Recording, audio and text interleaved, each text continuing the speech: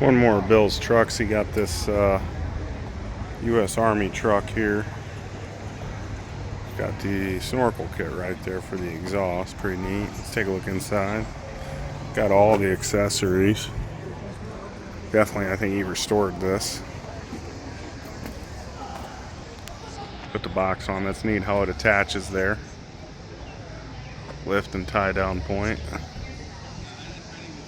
Fuel tank. Extra fuel. Keep air vents door open while shelter is occupied.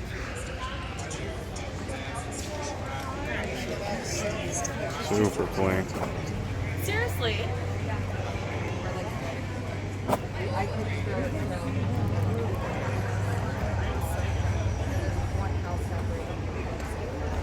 Oh yeah.